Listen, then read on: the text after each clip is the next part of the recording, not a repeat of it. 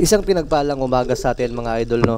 At dito nga napunto mga idol sa wakas nakasisid na din kami kahit na hindi pa naman ganoon kaganda ang panahon at may bagyo pang papadating. Dahil nga hindi pa nagbabago ang dagat mga idol, medyo maalon pa din at malabo halos napakadalang na talaga naming sumisid. Sa pagsisid nga namin gagabi mga idol halos 2 piraso o 4 na piraso lang yun ako kung alimasa, lambay. Pero yung mga ganitong tabugok o baby octopus naman mga idol medyo napaldo tayo kasi medyo malalaki na sila, 4 na piraso sila yung nakuha ko. Pagsisid ko nga dito kagabi mga idol nakakita ko na isang danggit na nakapwesto na. At dahil nga mga idol yung pana ko hindi ko pa nailot kaya ito mga idol pinulot ko na lang siya ng kamay. Medyo nag-aalanganin pala ako sa kamayin mga idol kasi gawa nga nang wala akong guantes, hindi ko alam mga idol kung saan ko na ilagay. Mag-comment down lang pala mga idol no kung sino yung gusto magpa-shoutout at isa-shoutout natin yan sa susunod na video pag na-notify ko sa notification. Paki-comment down na din mga idol kung tagasan kayo para malaman ko hanggang saan umabot ang video kong ito.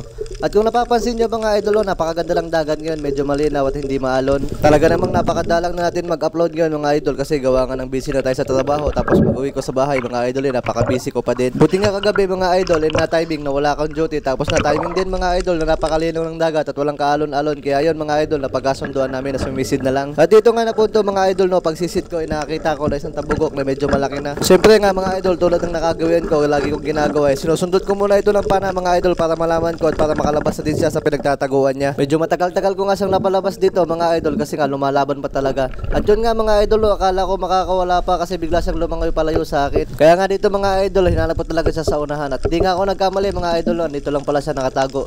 Buti nga mga idol papalubog pa lang siya nung nakita ko siya sa buhangin. Nasa good size na pala itong tabugok na ito mga idol kasi nga naman mga idol yung tabugok o baby octopus hindi naman siya masyadong lumalaki, hindi pa rin sa mga pugitan na nakikita nyo na sobrang laki. Ini tuh.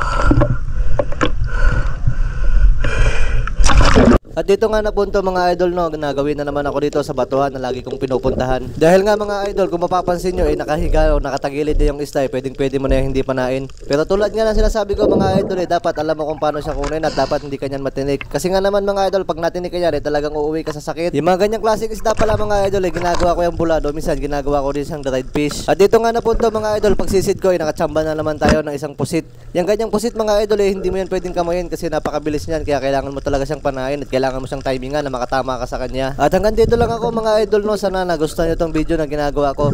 Pwede pa like, comment, share naman ng mga video natin mga idol.